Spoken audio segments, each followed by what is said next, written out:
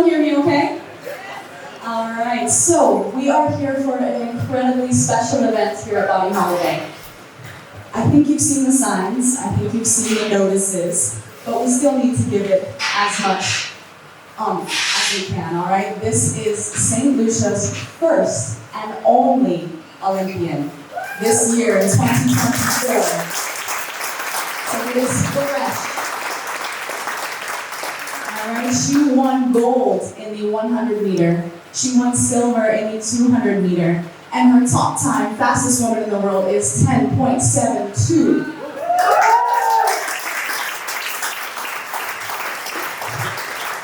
It's such an amazing time that we actually renamed our New Year's Eve. The theme is gold, and we said, nah, we must go 10.72 karat gold. So that is the theme of our New Year's Eve. But first and foremost, we are here to celebrate our Olympian, St. Lucia's Olympian, the only one we have, the first, the best, Miss Julien Alfred. Give it up for her.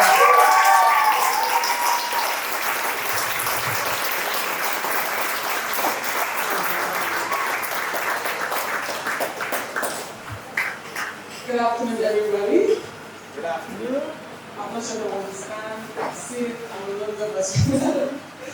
But first of all, I do want to say welcome to St. Lucia, and second of all, welcome to BodyHoliday. It's such a pleasure having you on island and on the resort as well. I don't usually get a chance to talk about myself that much, unless it's an interview. But I mean, as introduced earlier on, as St. Lucia's first medalist, gold and silver at the Olympics this year, I do want to talk about myself a little bit and just give a little story about myself. Hopefully I don't bore you guys too much with just my life story and what it was like growing up and getting to that point in my career.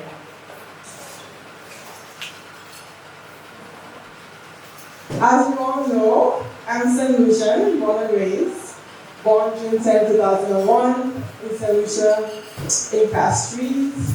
And I grew up in the community of Cicero, what we call Monkey Town. And then I spent my early years in St. Lucia. I went to the Cicero RC Combined School in my community until I was probably 11, 12. Thank you. 11, 12, and right after that, I went to the Leoness Comprehensive Secondary School. Alright. This is a picture of my secondary school, and also a picture of my primary school, where there's now a mural of me there, which was just painted this year after winning the Olympics.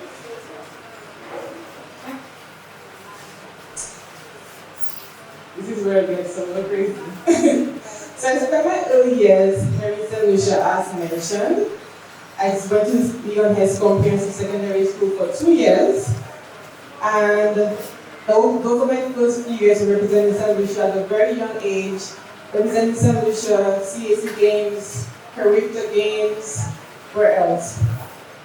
I also went to Hampton Games in Trinidad and Tobago, representing St. Lucia at a very young age. So I had the experience of what it was like to represent St. Lucia at such an early age.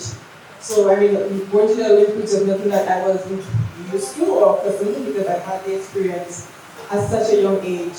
When I was younger, I represented St. Lucia at Commonwealth, St. Lucia's first Commonwealth Youth Gold medal as well. Also, I didn't get any medal at Caribbean Games. For those who don't know, it's a championship for only Caribbean islands. And my 3 years that I've been at Caribbean Games, I've never gotten a medal. So it's just such a shame. However, I mean, I'll take a gold medal over a Caribbean medal anyway. So after my first 2 years in St. Lucia, well, high school, which we refer to in the US, I left St. Lucia to go to Jamaica at the age of 14. I left my family behind, my friends. I left everything that I knew at such a young age to chase my dreams. And that only came about because when I went to represent St. Lucia at the the CAC Games under 15, where I did a decathlon, I was approached by a Jamaican manager, a Jamaican coach at the time, who offered me a scholarship to just further my career. And growing up, we all know about peace and growth. And we all want to be in that atmosphere. We know about Shelley and Fraser Price or Elaine Thompson. So we know about all those great athletes, those great sprinters in Jamaica, and who would not want to be a part of that culture? Where you have a chance to be in the same land, breathe the same air as the fastest man alive. So when I was approached by the Jamaican coach, he gave me the opportunity, and I told my mom. She said yes, obviously. But after that, I left my home at the age of 14 by myself, no family members, all alone in a country that I was not used to, which took some time for me to get used to the culture, the language. As we know, they all speak as well, and it was such a hard time for me. I didn't get to see my family until summertime, so I would wait an entire year. Even now, I mean, being home with my family, being here on Ireland is such a great time for me because when I was younger, I never got that chance. I would be in Jamaica all by myself, in training camp, training as hard as I can, to just represent St. Lucia at Carita during that time. And just being with my family was just such a hard time for me. I was depressed, going through hardships, leaving your family behind, leaving all that you know behind. To chase your dreams, it came for a lot of sacrifices. And my sacrifice was leaving all that I know at that very young age to go abroad to a country that I was not accustomed to, only heard about on TV. And it was just very new for me. But it was a chapter in my life that I was always appreciative of because it taught me how to be independent. It taught me how to be on my own and just figure it out by myself, without my mom, without my siblings, without my friends. And just knowing how friends or party will always be there no matter what. And now I have the chance to come back home and celebrate with my family, celebrate with friends, because I've just made that sacrifice at just such a young age to get to that point in my life. So I went to the St. Catholic High School. I don't think I mentioned that. But I spent 3 years in Jamaica, and then I came back to St. Lucia for 6 months, took a break from school, because I needed a reset. I was just so tired, mentally and physically, from just all that I had been through. Not anything crazy, however, it was just so tiring being with my family, and as soon as I graduated, the next day I left. Oh, interesting. So after Jamaica, I came back to St. Lucia for 6 months, where I wasn't sure what my plan was, but I knew that I wanted to go to school in the US on a scholarship. And before going to Texas, I represented St. Lucia at the Youth Olympic Games in Argentina, where I got second, not gold.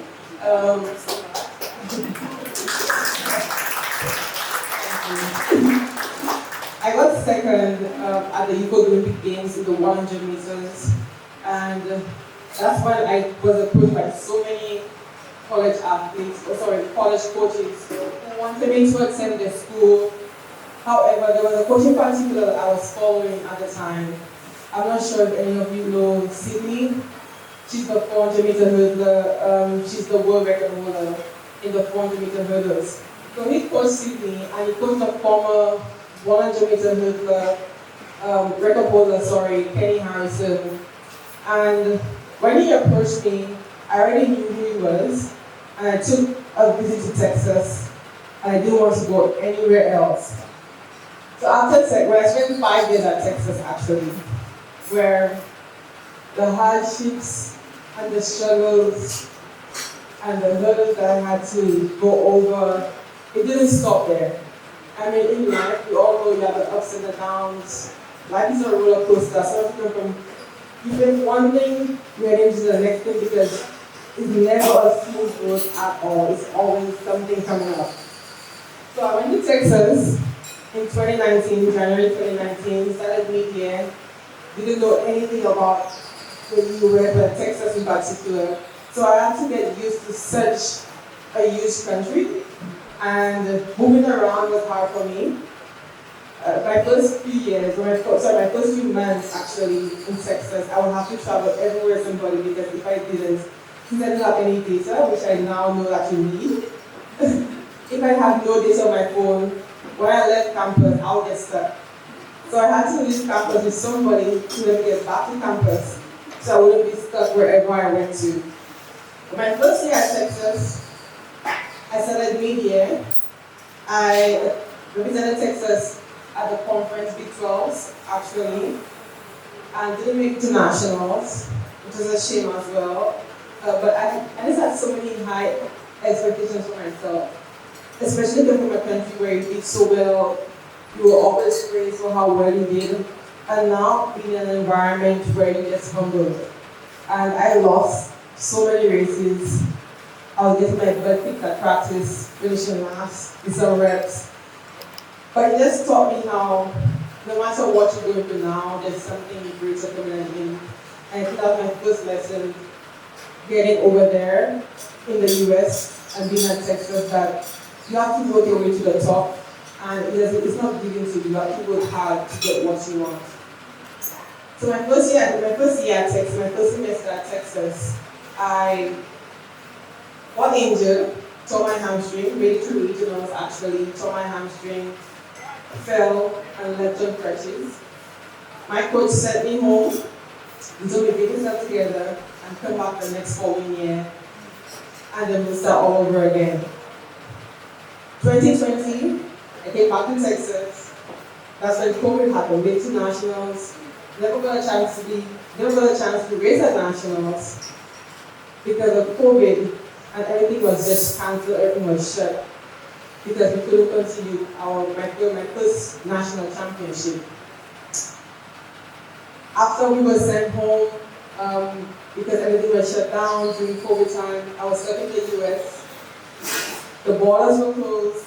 I was depressed all by myself again.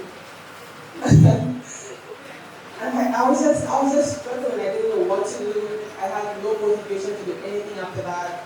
Came back the following year, 2021, got injured again.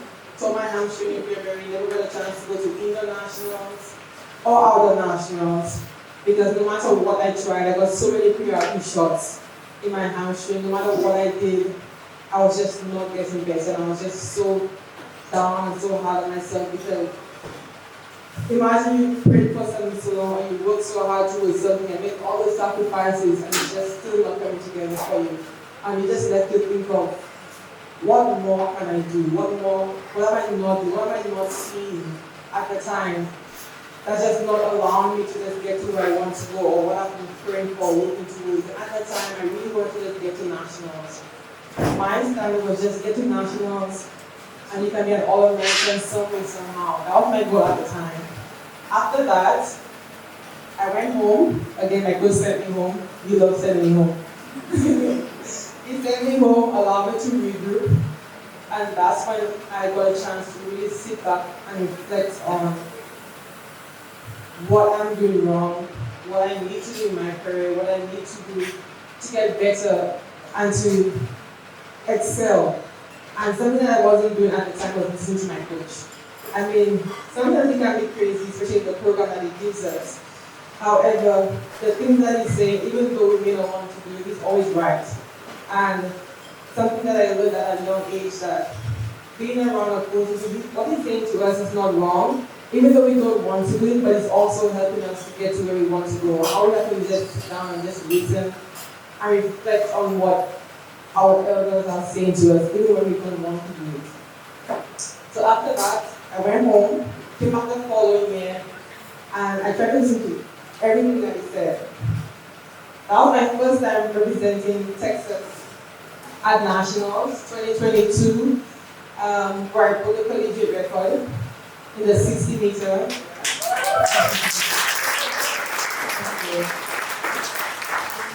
Then I went on to outdoors and won my first national championship in the 100 meters as well for Texas.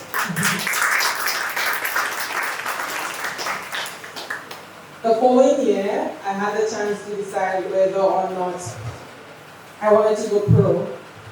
And though it was a very difficult decision for me, where sometimes after somebody did so well in college, breaking the collegiate record and also winning nationals, they want to leave like right away.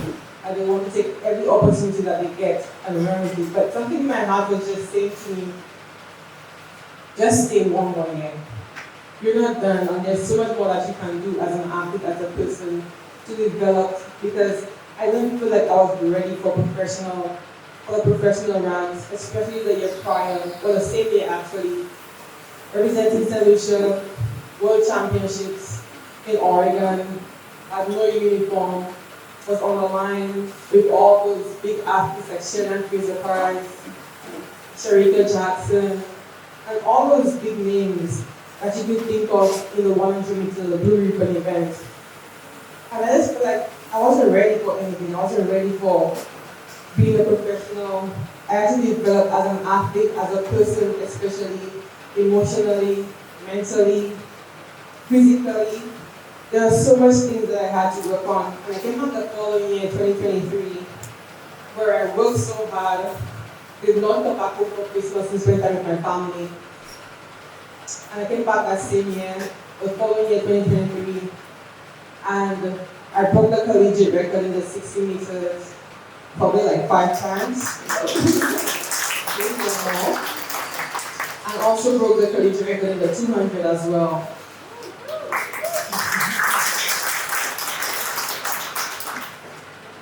Outdoors, I came out to what I had an illegal time of 10.74 or 10.72 in the 100, but I also came out and was a 3-time national champion outdoors as well, and followed by winning the Bowerman Award, which is same as winning the Heisman Award in football. So I won the Bowerman Award, the second athlete from Texas to do so.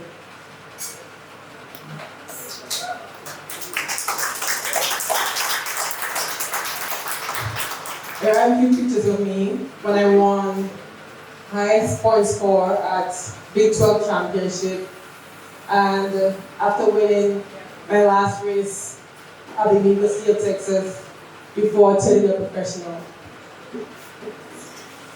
This is where it gets hard. After Texas, I decided to stay on campus with my coach because I felt like he was the one who allowed me to get to that point. And he's like a dad, a mentor, a coach to me, and a friend as well. So I felt like if he got me to this point in my life, like why change? Why change my environment that helped build me and mold me to the person that I am today? Why change what has made me me? And I turned pro 2023 after winning my last race at Texas, sorry. And I signed with Puma. It was such a hard decision, especially, well, not hard in terms of choosing who I wanted to be with, but hard in terms of the process of becoming a professional athlete, because it's a long story. However, I signed with Puma. I've been with Puma for 2 years now, which I'm loving, and they've been such, great brand to deal with, especially they've been in the Caribbean and taking care of Caribbean athletes as well. And I've really enjoyed, my time being with Puma. The first year was hard for me. Though I was already on campus among the same people that I was at Texas, being on your own and when you no longer have that college fund and being an adult is, let me tell you, it's hard just being on your own. And I was no longer getting scholarships from Texas. I was no longer getting meals from Texas. Now I have to figure out how to cook, how to call people for massages, and then how to do everything on my own that I wasn't doing at Texas. So that was actually very difficult for me, my transition, finding a schedule, getting used to it, getting the training on my own and figuring out what to do next or what to eat after practice. That part was actually very hard for me, and also seeing myself as now a professional athlete. This is how I make my money.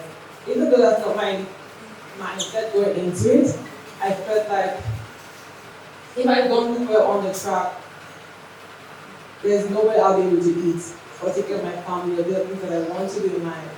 So after becoming pro, I had to learn quickly, which I depended on my coach a lot.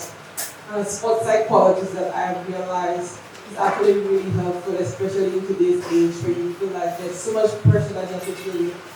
And so many things that you have to handle as one person. And sometimes you just need somebody to lean on. And at that time, it was my coach, it was my psychologist, and it was my agent as well. So this was my first Puma fashion show that I attended. And this was one of the indoor races that I attended. My first win as a professional athlete within Euros. And also, this was sometime this year when I represented St. Lucia at the World Indoors and won St. Lucia's first global medal in the 60 meters.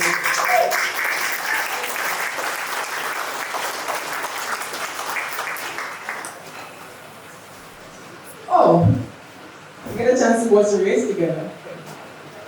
While we wait, I don't want to say, after World Indoors this year, it was life-changing for me, especially coming back home and having such a warm welcome by St. Lucians. And it just kind of freaked me out, just seeing the amount of people that supported me and just the love that I received from St. Lucians. I felt like there was so much pressure that I had to do. So after that race, I would go back home and I would just cry, feeling like now I have to perform, now I have to do well for St. Lucia, now I have to win every single time I put on the track. And I would just put so much pressure on myself whenever I got on the track and cry after every race or even before a race because I just feel like, what if I don't win? And what if they're not proud of me? Or what if I don't do the things that's expected of me? So after that race, World Indoors, it was kind of almost life changing for me. Oh, let's watch it. No way, this time it was smooth and very fast. Julien Alfred matching a strike to strike, not so very well, the Italian. And it's going to be Julien Alfred.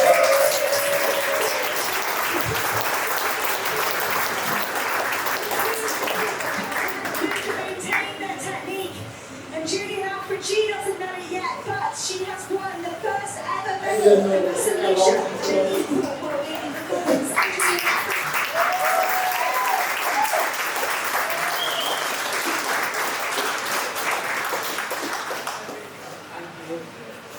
After that race, I was screaming so loud because it took me such a long time to realize that I won St. Lucia's first global medal, but it was such an amazing feeling that I felt like I was on top of the world.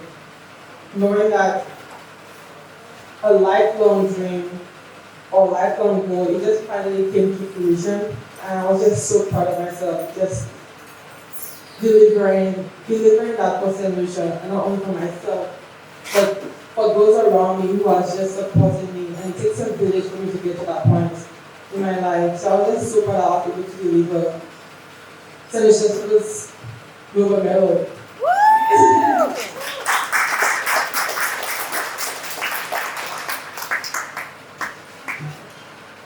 As I was talking about earlier on, getting on the track after what was the race we just watched, it was just such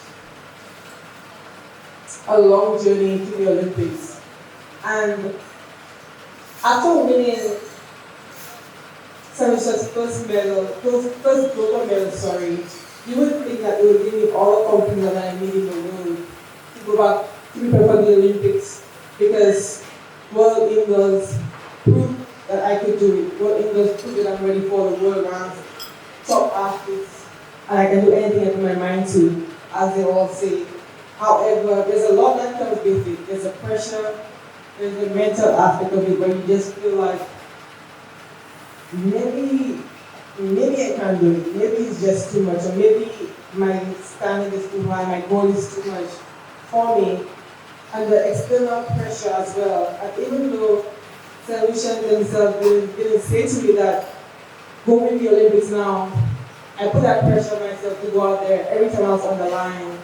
That I have to deliver for St. Lucia. I know that St. Lucia is watching me. And each time I step in the line, I was just not performing to the best of my ability because I put so much pressure on myself to go out to deliver every time, which is definitely not healthy. And I learned that hard way after having such a bad race. And I was just so depressed. I went back to my apartment and I cried so much and locked myself away for 2 days. Don't make me know about this story. But I locked myself away for 2 whole days when nobody could contact me. Because I'm just the type of athlete, whenever I don't do good, it's almost like a punishment where I just don't really give myself what I need at the time to just recover or just feel like it's okay. I put so much pressure on myself to get to my goal that I don't take care of myself because I realize that I'm just human. I'm just a regular person just trying to get to a goal. And it's okay, people have those hardships, people go through all those things in life. And you have to give yourself grace at times to the point where just like, it's okay. Like, I'm okay anyways. Sometimes I just psych yourself out and just say that. So my coach took me off the track for about a month or two, where I had the mindset that I wasn't going to compete for the rest of the year. Because I couldn't take it on, I couldn't step on the track anymore, I didn't want to see the track. Just because I felt like it was just so much pressure getting on there and I just could not deliver what St. Lucia was awaiting, or so I thought at the time. So I got on the track. Yes, I trained for a few days, I trained for a few weeks, but it was never my goal to continue for the remainder of the year because I just couldn't do it. So after that, my coach convinced me that you have the ability to go to the Olympic Games and deliver the big thing. Even though I felt like it was crazy, and I think that so many different times, I still got on the track every single day because the same person who allowed me or coached me to break the collegiate record, to get me indoors earlier on this year, to win the Bauman Award.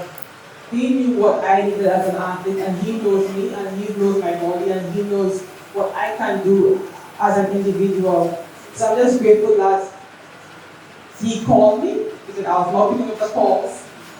I'm grateful that he called me, I'm grateful that he poured life into me and told me what he saw that I can do. And that motivated me to get back on the track to go to the Olympic Games. And his name is Edric Florial. He's actually a native of Haiti as well, and he's also Canadian as well, and an Olympian. I'm excited to go to the Olympics. I've been watching the ever since I was little, like I said. I'm watching the likes of Usain Bolt, Lucas Spencer, Sharon Price. I've been the Olympics, and just to be there myself, I feel honored and excited to go. My biggest goal for Paris 2024 Olympics is to go out there and have fun and just try to look at execution like I mentioned earlier on and try to get a medal for my country.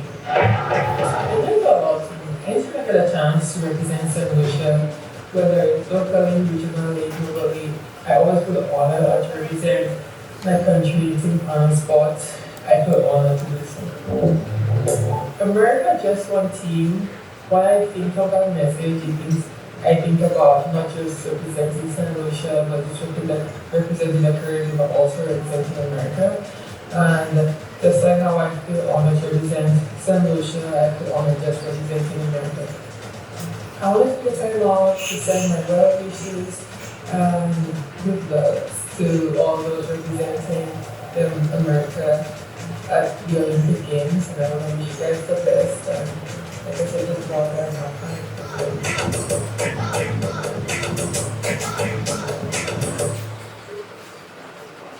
I don't know what to listen to myself, especially in interviews, and even though I'm sick, I don't remember when I did this video exactly. But this was after my let's say there about 6 weeks of preparation and being on the track. After a while, I regained the confidence, especially when I went back to Jamaica, because my coach felt like it would be nice to go back to the same island where which have molded me into the person that I am today. So after Jamaica, where I ran my first sub 10.8, 10.78, I think that's where I get the confidence to know that I can represent St. Lucia or have a chance of getting a medal at the Olympics at least.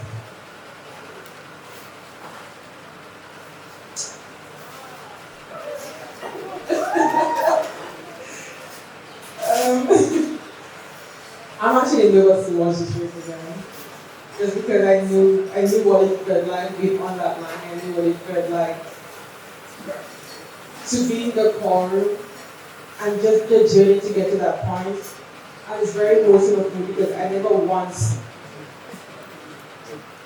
yes, I had the dream of it, but seeing it come together and seeing it come together now, especially what I've been through or just how the year itself went for me, I was not expecting to win that soon. Maybe with years of work, maybe with more sacrifices that I've known or been through, maybe with taking time out away from track and thinking of what I want, but not once did I think that it would come so soon. And it just goes to show, I'm a firm believer of God that another quote, a Bible verse that I try to live by, which is Romans 8:18. It says, the pain that you feel can't compare to the joy that's coming. And it just goes to show throughout the year that what I went through this year, or the pressure I put on myself this year, and just seeing how it turned out was all preparing for something. And now I feel the joy.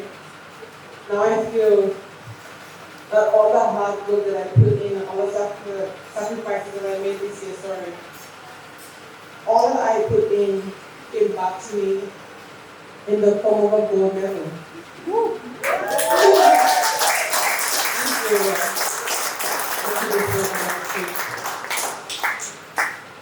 I'm going to watch the race again. But I got nothing.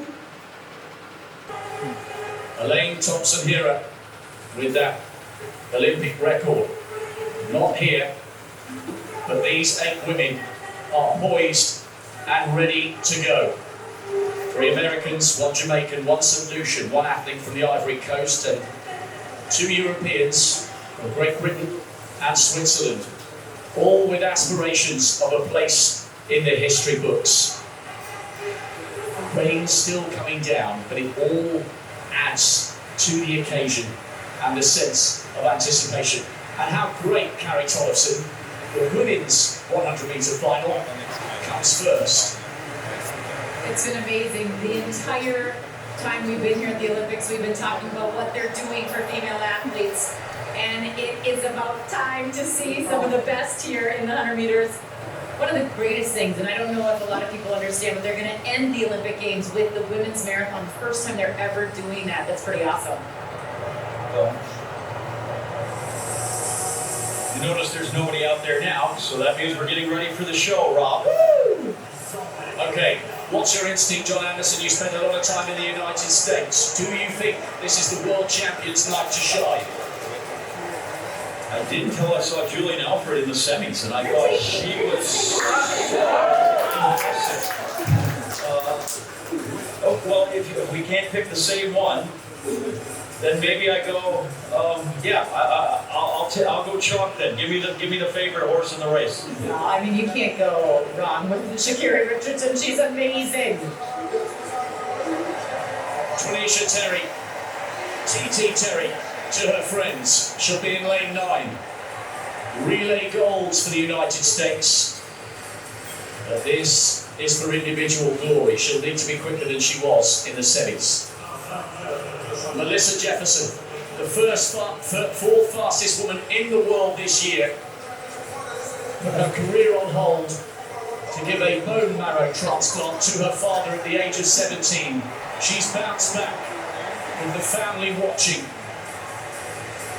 What an extraordinary moment it would be for her to deliver glory for the United States.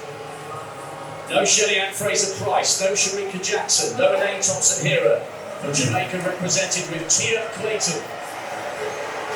Brilliant in qualification, 10.89. How will she cope with the pressure, with the conditions, with the eyes of the world watching? Daryl Nita made the final 3 years ago in Tokyo. Looks composed, looks ready. Was disappointed with European silver in Rome a couple of months ago, which shows you the scale of her aspirations and self-belief. Nita will be in lane 8.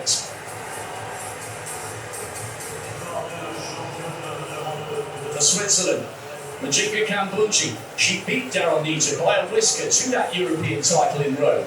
She also won the World Indoor Crown over 60 metres. She's got a great start when she's on her game.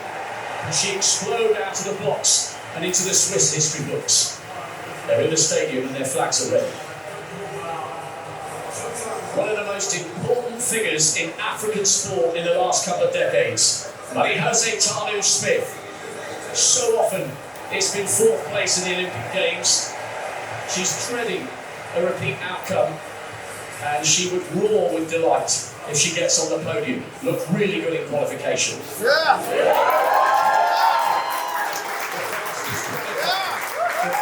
Is winning the world this year. The world indoor champion.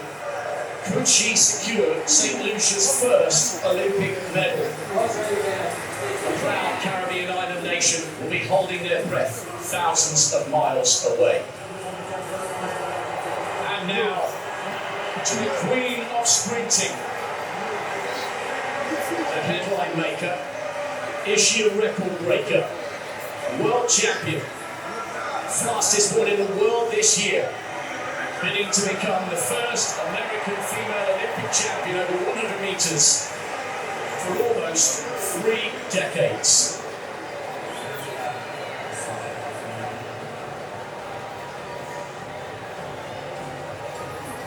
What an occasion for everybody to savour. Kambunji, Tanu-Smith, Clayton, Jefferson, Alfred, Richardson, Nita, Terry. Here's the reins lightened a little bit here.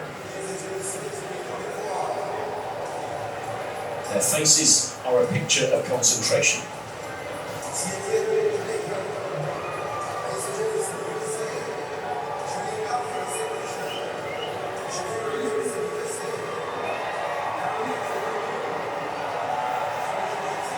More than 2 decades ago, these incredible women were just 8 little girls daring to dream that a night like this might one day belong to them. Yeah, let's go. And after a lifetime of work and sacrifice, at last it's their turn.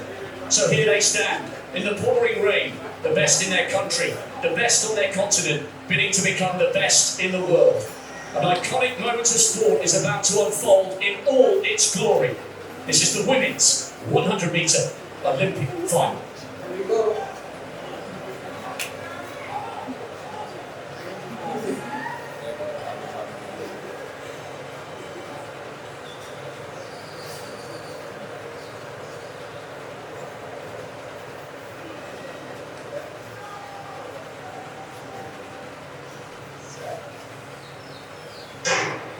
Alfred got a brilliant start. Semi-final. She's away from the game.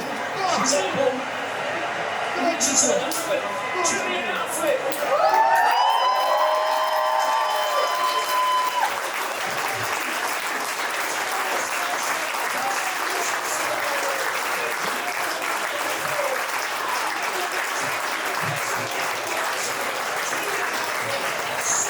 Richardson, the favourite. The world champion was left in her box, and the St. Lucian has just etched her name into history forever. Gold for Julien Alfred with a phenomenal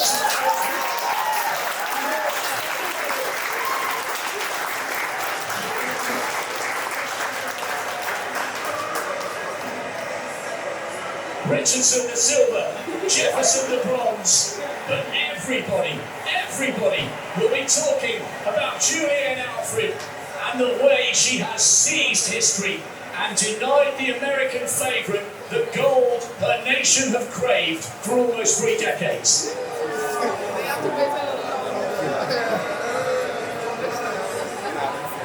Bring it back. She held the weight of the country on her shoulders.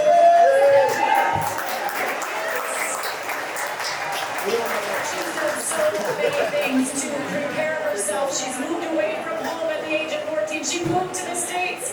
She has left a lot behind to do this so she can bring more back home. She says her coach has been more like a dad, a mentor, and obviously someone that has gotten her through so many things. Yeah, well, Congratulations. Have to follow her as she'll go over because we saw Hendrik Florial. He's over there in the triple jump area watching Yeah. Akeelia Smith. Melissa Jefferson with a fabulous run into third. So it's not the Jamaican, but the Caribbean nations again produced the fastest women in the world. Well, it was just piercing, wasn't it? It was blistering. Look at that. And it was never in doubt. From 10 meters out. She was out and it was her out race. and it was over. Yep. You know, you didn't see a lot of smiling in the last couple hours by this woman. She was all game face, and now it's all smiles. But look at the smile on that woman's face as well, and she deserves that.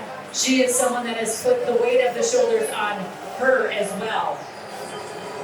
Carrie Richardson, you are awesome, and we are so excited to watch you. The thing I hope for all the hype that surrounded her, and she led in the States every Olympic coverage, every promo, Carrie Richardson and Noah Lyles.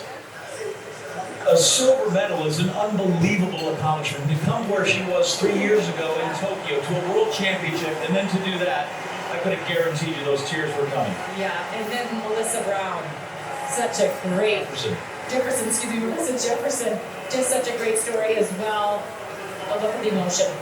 And it's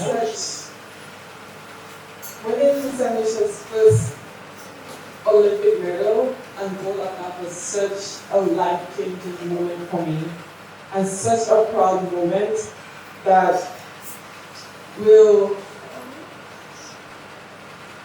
I'll never forget. And even though there are so many accomplishments that I have forgotten about, I think this one, especially like the biggest event in sports, and winning the Blue Ribbon event in track and field, the 100 meters, such a life-changing event. And I just feel so proud to not only win, but win for my country. And whenever I get on the line, especially representing St. Lucia on the international level, I feel a sense of pride knowing that I had a chance to make my country be known for something else. We're big in tourism, however, also big in sports. Most persons know about Darren Sammy, we also know about Logan Spencer as well, our high jumper. But to do it at such a large event when most persons watch the Olympic Games, and for our country to win the first ever gold medal at the Olympic Games was such a proud moment and a life-changing moment for me as a person, as an athlete as well. And wow. Even now, I still feel a sense of pride knowing that I did that and knowing that I did it for my country.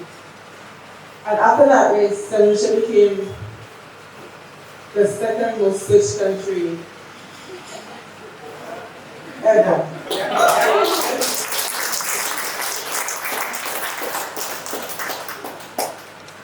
As you may have expected, St. Lucia won top the world. I received lots of messages, lots of congratulations, just sharing how proud they are of me. And I just know from that moment that I am from a country where I am just so loved and supported by everybody.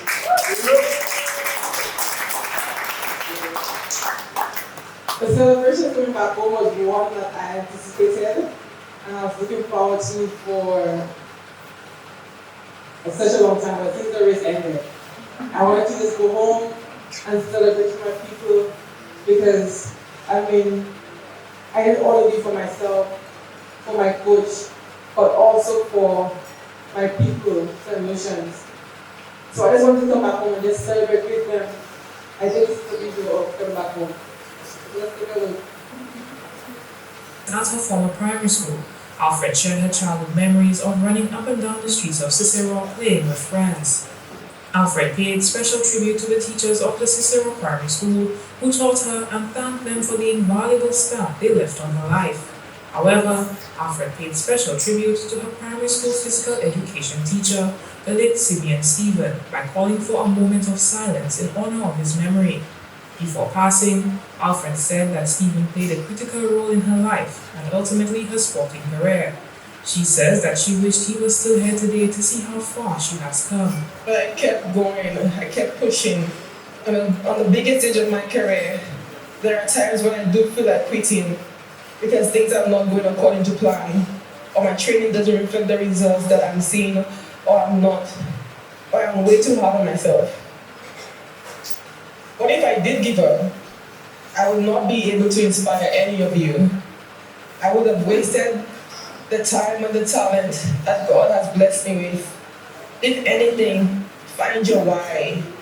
Figure out what's pushing you or motivating you to get to this point of where you want to go. Dr. Ernest Sellet, the Castries South MP, says the mural of Alfred painted along the wall of the school serves as a statement to students, residents, and visitors to Cicero that anything is possible. You are going to be a doctor, be the best doctor there is in the world. You're going to be a carpenter, dream to be the best carpenter in the world. You're going to be a musician, dream of being the best musician in the world. The mural speaks to that. Whatever you're choosing in life, whatever you want to pursue, dream big. Dream that you can be the best. Julien says to us, she can come from Monkey Town, she can conquer the world. And she's conquered the world. The mural was painted by renowned local artist Naja Simeon. Simeon says that his representation of Julien Alfred as a 40-foot giant stomping over the iconic Peters while seeming to run on water can't explain how proud the nation is of Alfred. When I designed this mural, it had a 40-foot wall, and I knew I had to do something larger than life. Julien is now larger than life. She has not only reached the mountaintop like Mr. Casimir said, she's now past the mountain. She's a giant in the world of sports and for the people of St. Lucia and Cicero. Prime Minister Philip J. Pierre says that he is satisfied with the way St. Lucians have come out to support Julien Alfred. He says more support will be given to create more athletes. As soon as the St. Jude Hospital is over, we're going to be working on the George Adams Stadium. As soon as it's over, the George Adams Stadium we're going to be working on. As we speak, there's work going on, or work will be going on momentarily in about 12 playing facilities. Right now, there is work happening on the Greenfield Park and the Marshall Grounds and the grocery sporting facility as we speak. So, lot happening for the Lucia, lot happening. During the mural unveiling ceremony, several tokens of appreciation and gifts were presented to Alfred from the school, community, Sandals Resorts, and local artists. Puma, in collaboration with First National Bank, donated 100 bags with Puma items and a book from St. Lucian author Don French. On Friday, the nation will find out what the government will do to honor Julien Alfred's achievement at the 2024 Summer Olympics in Paris. For the DBS News World, Miriam Montu reporting.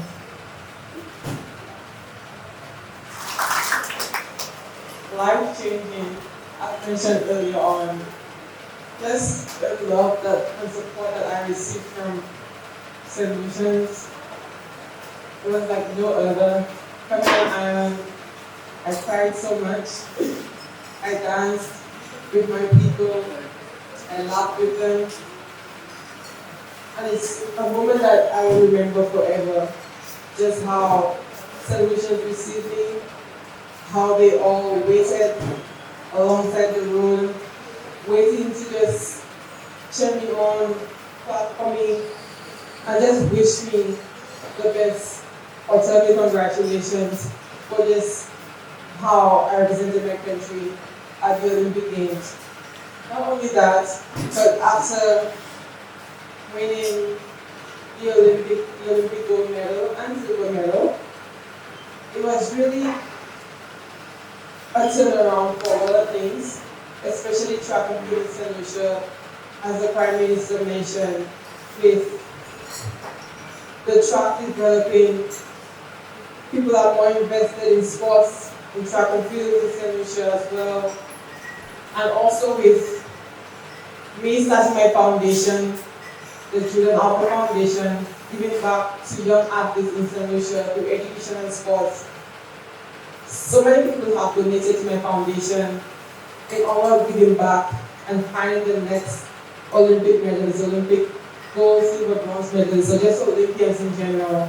So it just goes to show how one woman can just change so much in a country.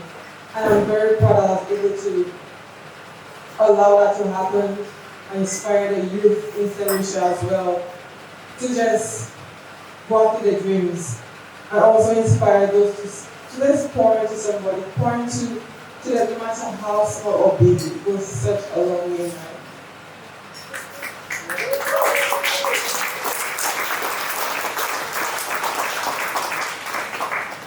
These are few of my accomplishments. I just 23 years of age. I have done quite a bit. But I'm just still looking forward to getting more. Having more accomplishments, more accolades to my life, to my career. I just wanted to continue to make St. Lucia proud. And I believe that I can with the sponsors that I have as well, with Puma, who I mentioned earlier on, First National Bank, and our very own area, BodyHoliday.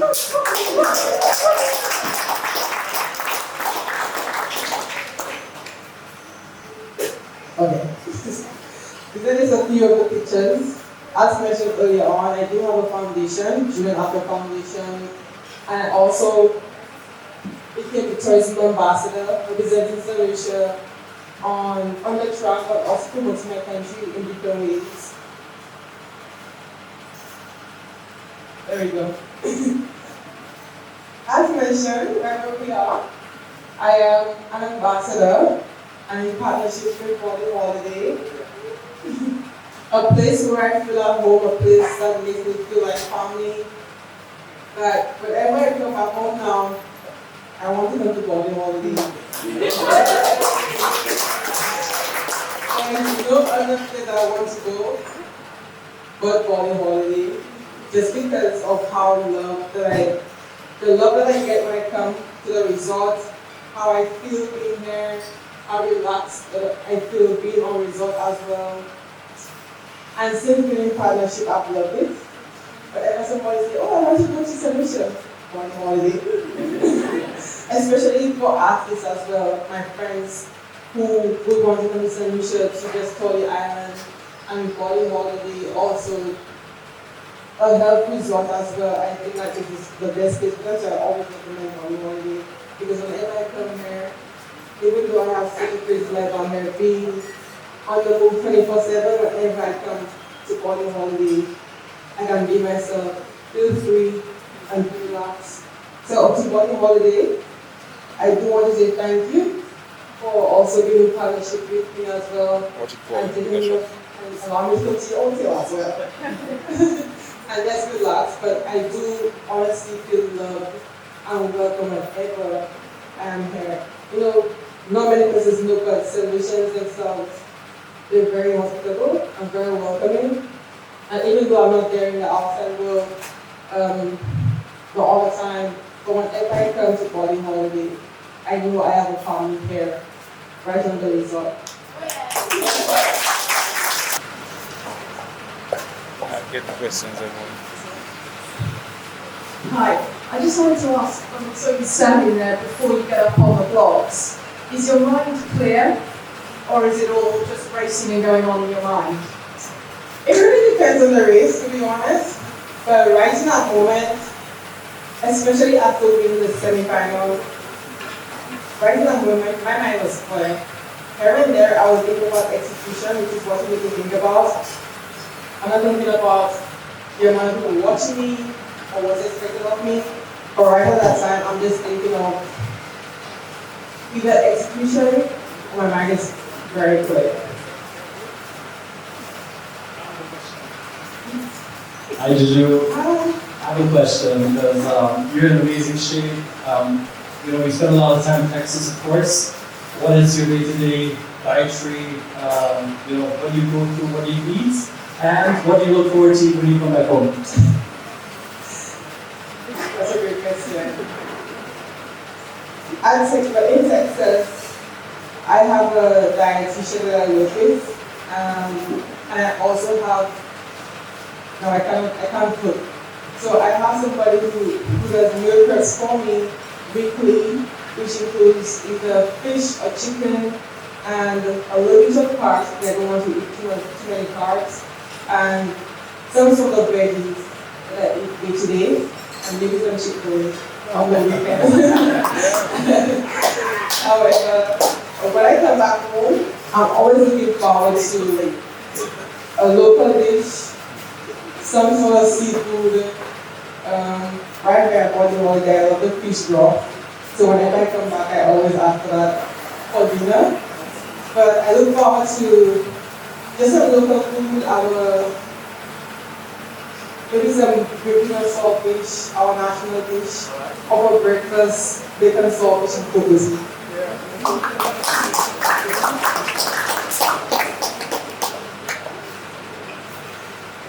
By the end of your career, what do you want to have achieved? That's personal. However, I'm going to share.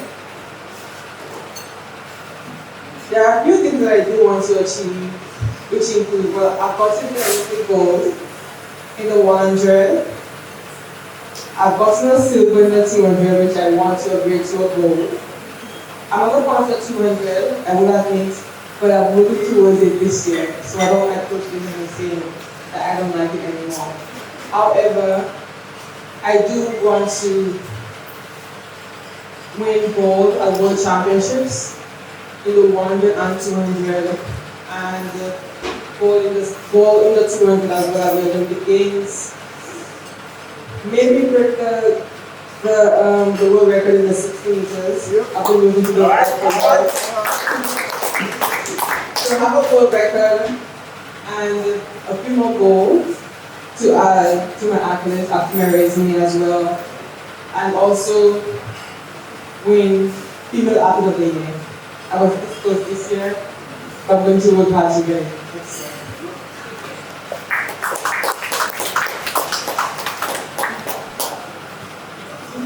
Did your coach make you critique your gold medal then? Yes. The thing about my coach, he's also very hard on me. But something that we always talk about is the end of my race, where I get so excited sometimes. If you realize in the video that we just watched, I was putting my feet off before I crossed the line because I was just so excited.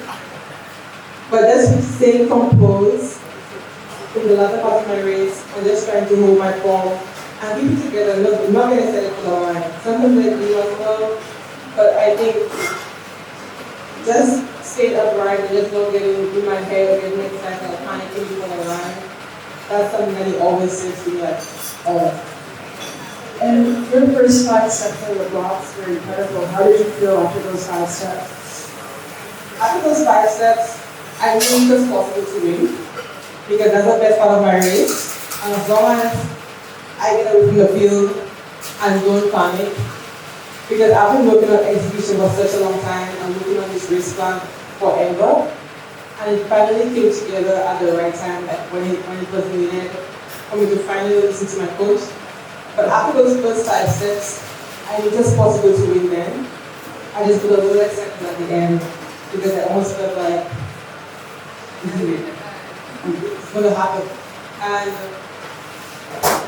I mean, I was planning to I am very sorry, but after those 5 steps, I knew it was possible to win. Just going to go back to very beginning when you were a little girl. How old were you when you knew something different and you could achieve special things? And did you encounter any difficulties along the way, being a girl? Pardon me? I didn't hear that, sorry. How old were you when you realised you were special? Did you encounter any difficulties being a girl? Because it's quite unusual to do well as a girl sometimes. Yeah. That's a good question. I mean, after all, a bit astronaut, but I realized I had amazing talent when I was in primary school, running against the boys and girls in my school, in my class, representing my color house at sports day, and just winning everything. I think that's when I really realized that I had a special talent. And those persons around me who have developed that also started in me as well. But I mean, growing up as a female athlete, it was difficult for me as well, especially being criticized or being laughed at just because of my body type and being referred to as a man. And people saying that she's on steroids or she's too muscular. Being criticized all the time for my body type, it was hard, but it's something that I've learned that I cannot control. My body has given me a chance to do whatever I can, and it allowed me to, when someone just was going, like, okay, what if I just listen to everybody else who criticized me, who laughed at me for having muscular arms, or strong calves, or just strong legs? I think if I listen to them, and didn't appreciate my body for what it is, I don't think I'll be standing here today. So I've learned to just appreciate my body for what it has done for me and how far it has brought me, and just allow me to be the best female athlete that I can be. So just, I appreciate it, and I've got some criticized, but I love it.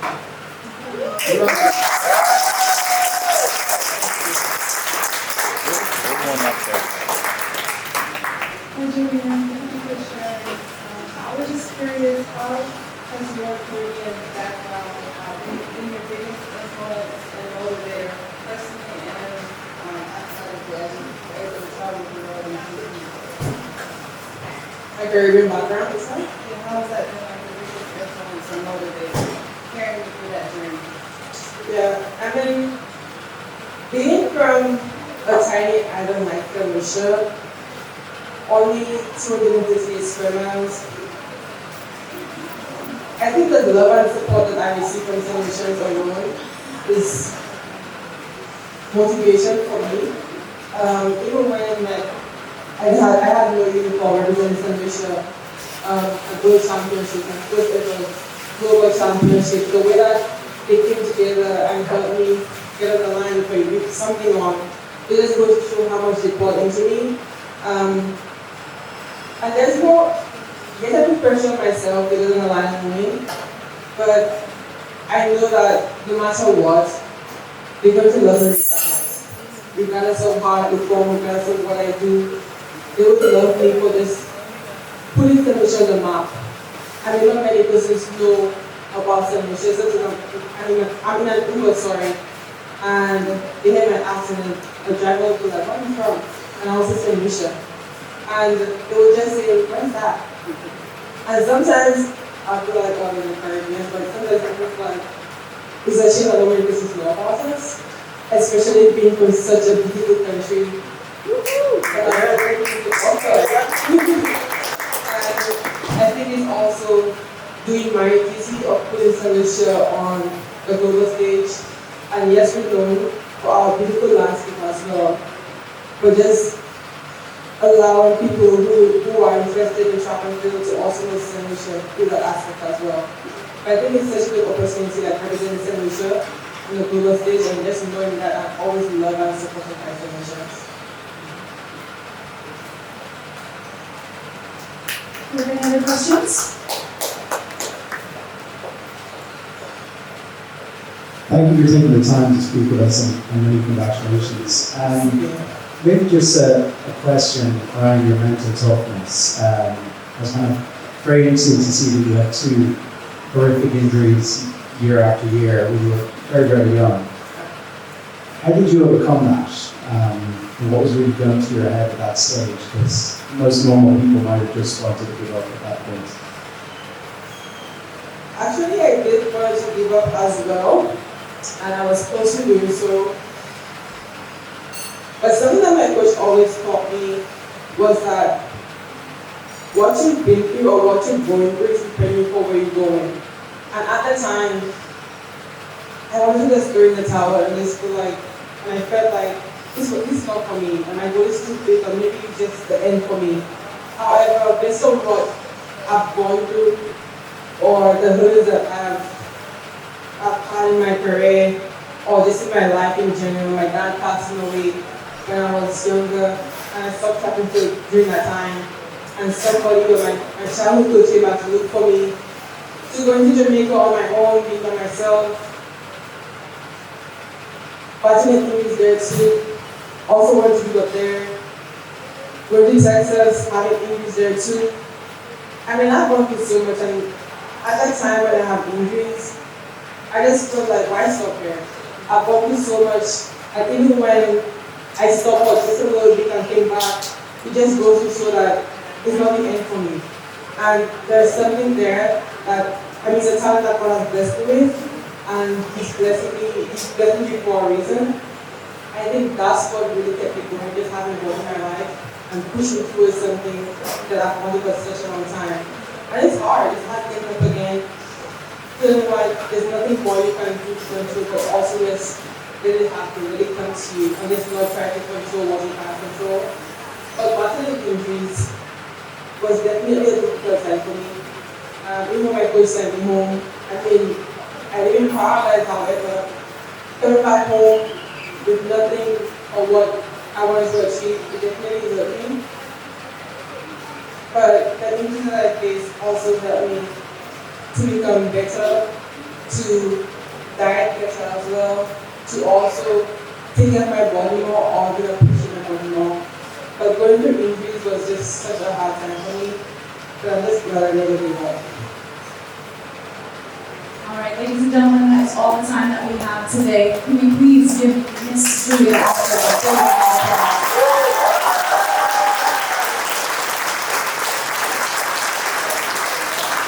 On behalf of our team at BodyHoliday, thank you for coming out to be with us. And as you all know, we are now partners, so there is more to come from Julien with BodyHoliday, so keep an eye out. But we do hope that you enjoyed learning about our local hero, our national miracle. I don't know, I'm kind of out of words at this moment, but Julien is incredible, and we are blessed here at BodyHoliday to have her with us. So please give it up one more time.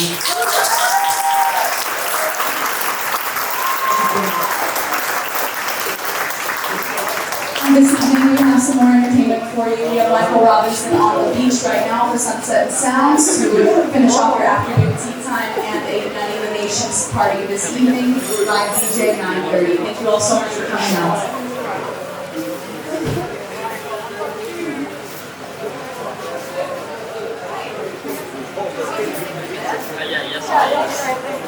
Thank you so much.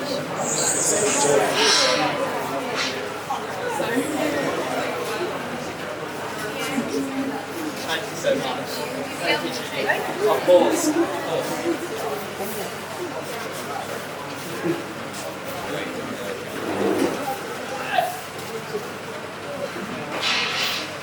Of course.